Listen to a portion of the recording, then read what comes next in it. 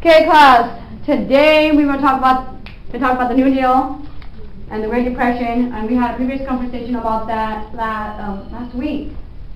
So I'm going to ask you a couple questions. I just want to see if you guys actually remember what Miss Ollie taught. A lot of people listen to me. Okay, so Kim, who was the president during the stock market crash? Herbert Hoover. Wonderful job. Anyone else want to disagree with her, or is she right? No, I agree. She's right. Okay. So, now Jose, what were the causes of the stock market crash of 1929? And who did it actually affect? And if you need some help, your peers will be happy to Oh, help you. great. Well, first of all, what happened was the banks, when they lent money, instead of taking the house as collateral, taking the car as collateral, they started taking stocks as collateral, thinking, oh, the stock market will never crash. We can take your stock for collateral. We'll lend you money.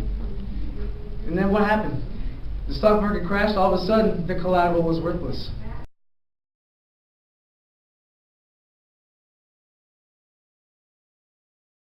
And when banks tried to collect money from the people, people couldn't pay. It affected the American people. The banks could no longer lend money. Good job, Jose. Anyone want to add to that, or did he pretty much answer it correctly? You got it correct. Okay. Did the president, since we know who the president is, Yasmin, what did he do to help the American people? Well, he didn't really do much. He didn't really see a role. He didn't really want government to get involved in the economy. He wanted the economy to work out for itself, which is different from what we're going to see in the next president. Yeah, good. So we have high hopes. Hey, Crystal, what do the American people think of Herbert Hoover? Like, they must have a thought about him, because if I were me, I would not like him at all. They didn't like him. They saw him as cold and uncaring. Anyone else want to add to that, or what I'm good at? Okay, wonderful. We're going to start our lesson now on who's going to end up taking, over the presidency, hopefully. We're going to find out that, because we do not want to keep Herbert Hoover. Obviously, we don't want him. So, I'm going to go over a couple things about that lesson, the Depression, the New Deal. Different types of the New Deal. There's going to be two types. New Deal number 1 and New Deal number 2. Which one worked for the American people, which one didn't work for the American people. And then I'm going to pretty much have you guys get into groups, because I want you to discuss it and actually have some feedback about the whole lesson I'm going to give. And you guys need help, I'll be there. So, okay? So FDR was elected in 1930. Okay.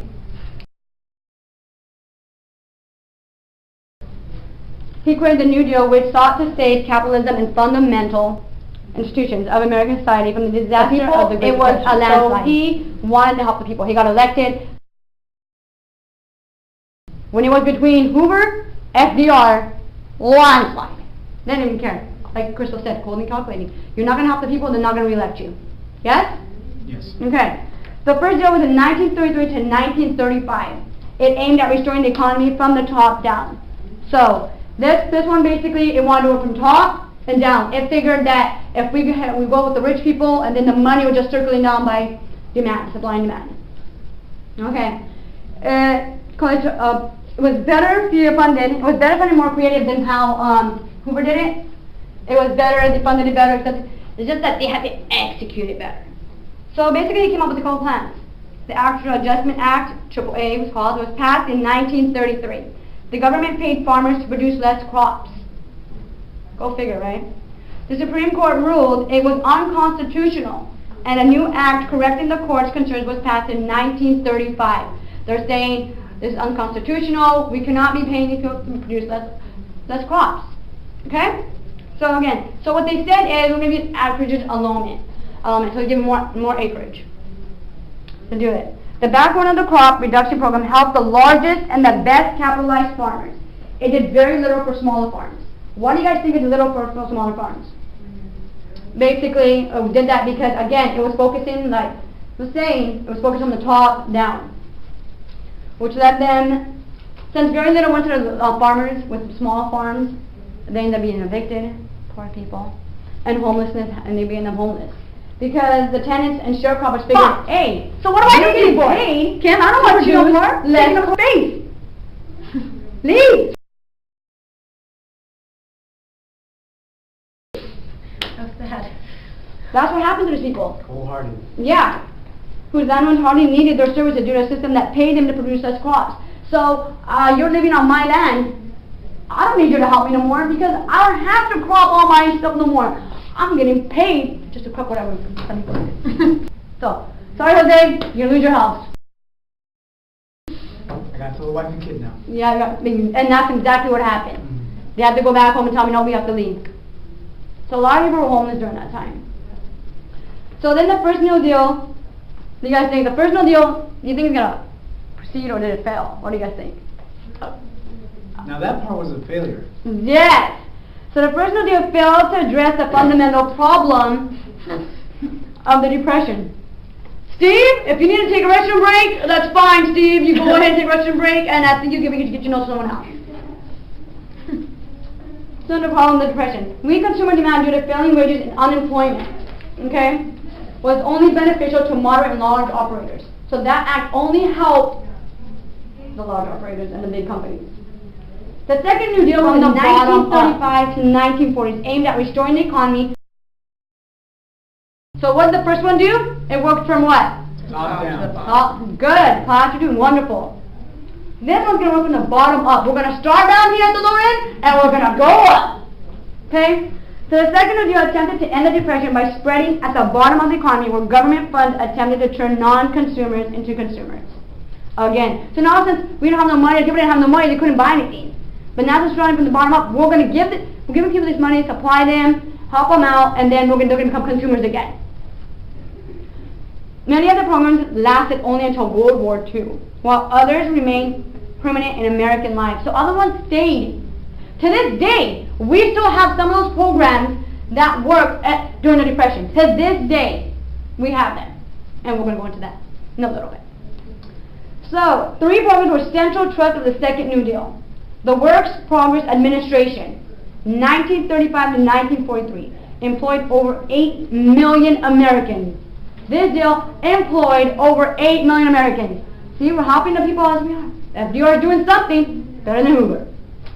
2, Townsend's, the 1935 Social Security Act. I don't know if you guys have grandparents or whatever the going to go towards that. Great-grandparents. So this was one of them. And that was in 1935. Set up a modest worker-funded by federally guaranteed pension system. Social Security Act did act as a safety net for older workers, promoting increased consumer demand. So now since we have the old people working, getting money, what's happening? Old people are buying stuff. So money goes back into the community and back into the system. It's moving, people, it's moving. Okay, the third one would be the National Labor Relations Act of 1935, usually referred to as the Wagner Act. After its sponsor, it set up the National Labor Relations Board to guarantee the right of collective bargaining for American workers. Higher wages among the masses of working class is an example of the second New Deal's attempt to restore the economy from the bottom up. World War II ended the Great Depression simply because of increased government spending, an intensified version of what Roosevelt was already doing with the WPA. Anyone knows what that means? Because I just went over it. Correct? Wonderful. Yes. And similar programs. Responding to the external threats posed by the Axis. You guys are going to love World War II. Into World War II and all that discussion. So Germany, Japan, Italy, where were the 3 Axis powers? So Roosevelt and Congress threw physical caution to the wind and spent what was necessary to win the war. Roosevelt goes and goes, we're going to get whatever we can because we're going to win this war. That's the only way. We got to put in money to win. So they just put all that money into, putting the money into the system and start circulating. You know, he would say, wars usually make money. Start circulating as buy this and this. And that is what was the key to ending the Depression. The money coming in, circulating. So, in doing so, they also achieved pre-depression. The men going out, prosperity. More people start having jobs. The women, we have to pick up jobs. We got more people working. With more people working, what do we have? More money coming in. Okay, so now I want you guys, that's our discussion about the New Deal, the parts, 1 and 2, what helped, what worked, what didn't work. So what I need you guys to do is to get in groups of 4. So we got our groups, and I want you guys to split into 2 groups. And here's your question. Everyone ready? Write down your question. students should analyze the first New Deal and the second New Deal. What worked and what didn't work for each New Deal.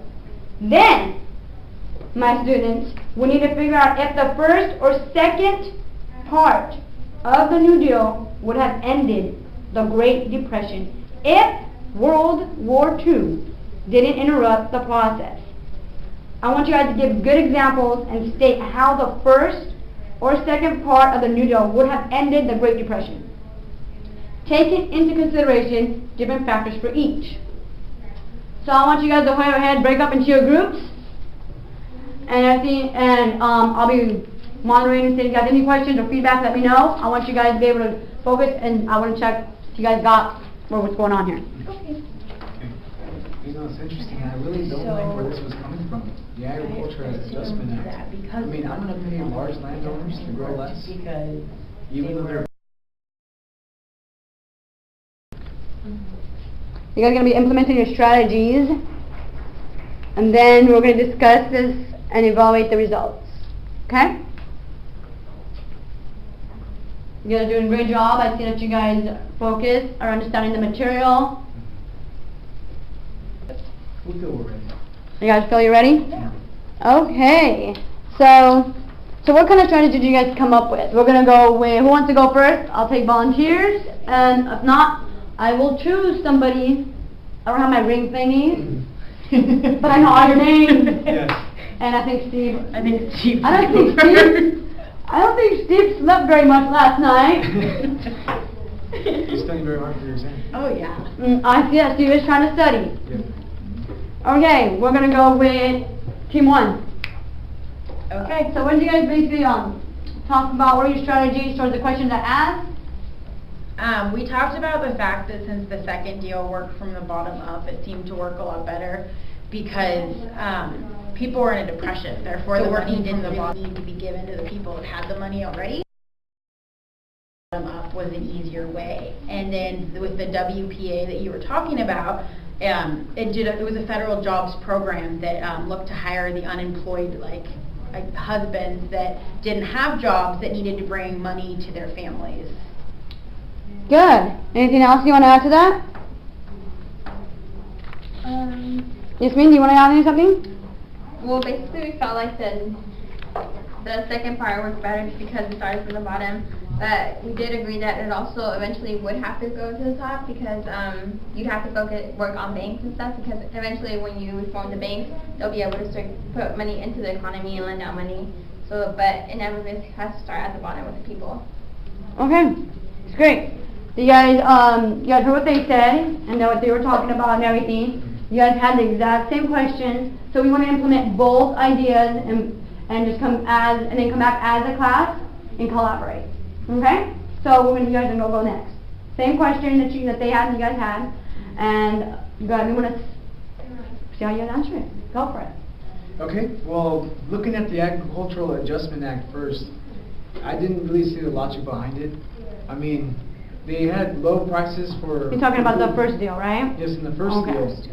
In the first deal, to combat low crop prices, they wanted to pay landowners less. I mean, they wanted them to grow less. Here's a stipend. Don't grow as much as you do. We're gonna drive the prices up for crops.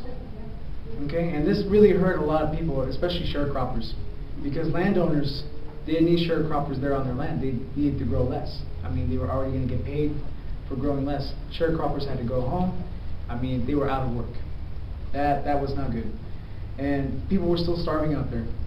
I mean, they could have instead worked on the distribution and met their demand as far as the American people having to be fed. Good. There were people were not fed out there. People were starving. Yeah. So we thought that one was negative, was a bad idea. The TVA, the Tennessee Valley Authority, that did the opposite. It put people to work, and then it did work, but only for a certain time. Good, yeah.